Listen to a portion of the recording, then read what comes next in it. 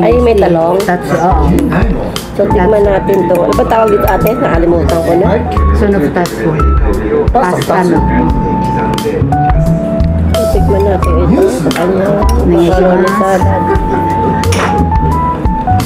Fry, ano gusto mo fry? Sarap siya. Tuna, para to tuna macaroni salad. Parang ang sarap. Ang laki na ng order. Parang ang sarap nun. Wow!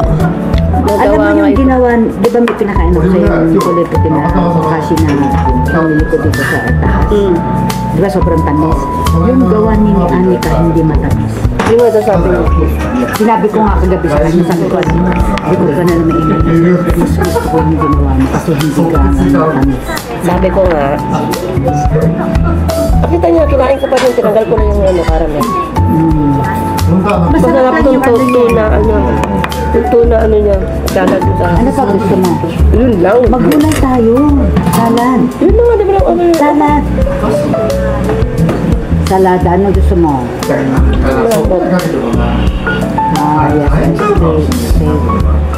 Yes, steak salada. Gusto mo steak salada? Malambot siguro yung steak. Gawin ko nga pa sa Pinas, yung ano niya, tuna. Ay, hindi to tuna. Jaga imano. Oo, tuna salad. Napunta sa amin yun. Masarap dito nag-isa lang matanda. Ikaw ate yun, nag-isa na tayo. Ikaw, tayo. Salad. Okay na yun, tama na. Salad. Ay, steak o salad. Steak salad. Stick yun, stick. Hindi. Ano ba yung salad mo na yun? Sabihin mo ganun, tono mo. Ano ba yung klase yun? Dahil ko tumenta ito. Sarap. Kinain ko na. Ikaw kumain ka na. Meron siyang carrots, ano ba ito? Onion, yung stem ng onion, carrots, saka yung tuna. Siguro ito yung tuna sa, sa lata. Sarap. Alin? Sarap ng anong gawa. Hindi siya maalat. Sarap. Mas masarap pag nilagay na ng konting asukal. Gusto mo kunin malambot. Babubusog na ako sa ano. Sa pasta. Ito magulay ko may kasabulay. Bain na ako yung gulay sa kabulay. Doon, pasta na natin. Isa tayo. Hi! Tapos na po kami kumain sa baba, sa kaya. Ito, tapos na rin ako mag-design ng mag-decorate ng Christmas ni ate. Yan lang, simple lang. Yan lang naman. Palawit-lawit lang. Yan lang. Ayaw niya kasi nung ano, yung may kira-kira yung makita-makita. Yan lang, simple lang. Napakasimple. Yan lang. Gusto lang yung ganyan po. Marami siyang Christmas light. Kaso mo ayaw niya. Ayaw niya naman din yung umisip. Pero ayaw niya. Nahulog pa nga ako. Ayan. Ayan o. Gusto niya ako ipa-hospital. Ayaw ko nga. Masakit na yung tumbong ko. Yung bokong-bokong ko sa likod yun. Balik. Nahulog ako. Nahulog yung oh my God. Tumbong mo. Ayan. Nasugatan ako. Ayan o. Ito yung sinasabi ko sa yung Pilipina natin.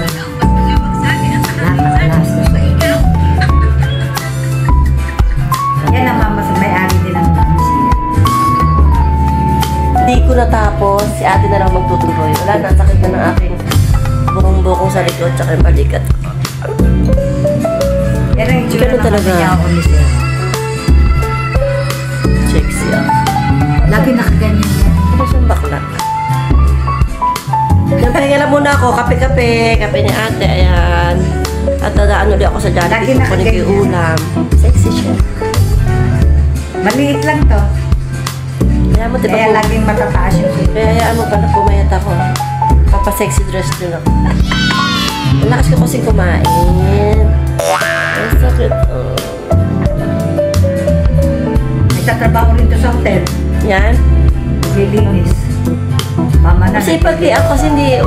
May insomnia ako kaya hindi ko pwede dalawang trabaho. At ako ay may luhin, may vertigo, may high blood. Ewan ko ba? May sa ano.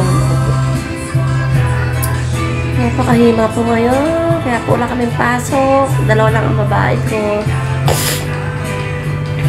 So, yun. Yan siya. Sexy siya. Maputito eh. Ang sarap ng spaghetti doon sa baba. No? Nilibis sa akin natin. Yun yung pinagmamalaki niya eh. Wala pala akong picture nun. Ha? Wala akong picture nun. Sa baba? Oo. Hindi kasi ano eh. Tagal kasi mag-isang taon ata ako nga ng vlog uli. Ngayon pagpapatuloy ko na kasi bago na po ang aking cellphone. Ayan. So, nakauwi na po ako sa bahay. Wala na po ako makeup. Yan maganda yun ang aking aircast. So, dahil matindi po ang baksa ko kanina. Matindi po ang baksa ko kanina. Ito po. Mag-opero tayo. Matindi yung baksa ko kanina. Grabe yung yung basa ko sa likod. Tsaka yung sugat ko sa kamay. Sugat ko sa kamay. Grabe. Sakit. Namagay yung ugat. Tapos yung dito sa likod ko. Ayan nga po, yung sa likod ko, sakit. So, mainit po ito, po, bababad ko lang po muna yung katawan ko. Sakit po. Oh my God. Uy. Sagal ko muna ng konti, grabe yung aking tama. Ang sakit na sugat. Kaya na gusto itim na itim po yan. Ninilot ko lang po ng kating ko. Grabe po, namamagay yung ugat. So, babad ko lang saglit tumahin.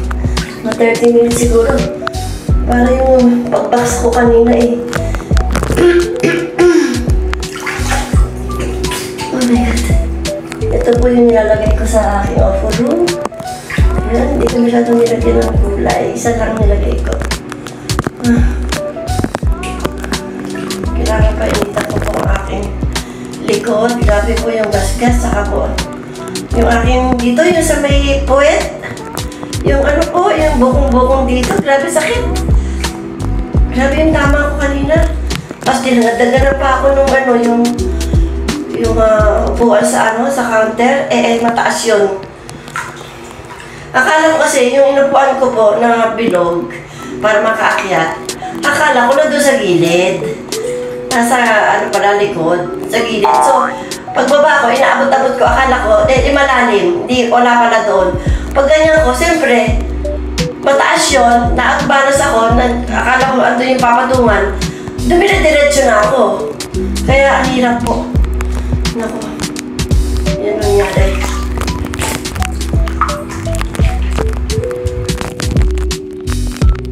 Ayun nga po, grabe yung baksa ko, sabi ni ate. Dito sa matutulog at dali niya ako sa hospital bukas. Kasi siyempre, nagkakaedad na. Yan nga rin ang kinakatakot ko. Yung bang nagkakaedad na tayo. Tapos yung mga ganyan aksidente. Kasi di ba may tendency babalian. Siyempre nga, lumuro ko ng mga buto.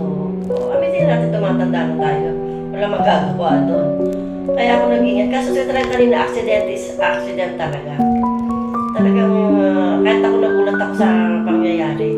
Grabe, kaso grabe talaga yung baksa ko. Yung upuan na yun is talagang matangkad sa siyempre. Bakal yung mabigat, ayun, dumagan pa sa akin.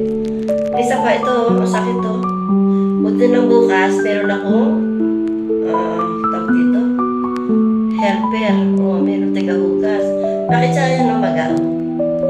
Yan nga po. So, painit muna tayo. Ayan. Grabe, Pegas. Arigo.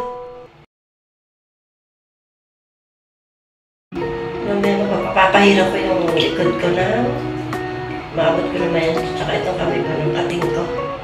Nilutin ko rin yung sa likod ko. Hindi ko naman kasi pwedeng picturean yun sa pet na yun eh. Aray, alam niyo ba yung sa pet? Aray ko, hindi na ako makumapuro sakit. Kaya nakaslide ako. Yung pet natin, di ba parang may buto yung sa gitna ng, ang sakit, grabe yung buto doon. Kasi huwag naman sana ng ano, huwag naman sana tawag dito, may nabali, huwag naman. Pero ka ate, huwag na lang. Dahil titipakinamdaman ko muna bukas. Hindi na nga ako nakapag-tiktok eh. Wala kasi kami pasok sa yung uniform ko. Tiktok sana ako. Basta mo yun. Hindi na ako nakapag-tiktok. Kasi masakit ang aking katawan. So, siguro mga 2 years din ako hindi nakapag-vlog o 1.5 year. Kasi nga yung cellphone ko sira. Ngayon, natuluyan na nasira. So, bumili ako ng bago. Kaya makapagpatuloy ko na pa yung pag-vlog ko everyday. Mga ating routine sa trabaho, sa pang-araw-araw. Ayan. Ang daming mga pwedeng kong i-content na nasaya kasi nga wala nga po ako CP. Hindi po maganda yung CP ko. Pero ngayon po, pagpatuloy po natin, pakisuportahan po, paki-like, share, and paki-subscribe na rin po dahil konti pa lang ating subscribers. Bilis lang po. Dito ko na po tatapusin ang aking vlog. At syempre po, kung gets si Mamita, i-gets you rin. Love your parents. Bye-bye. See you tomorrow.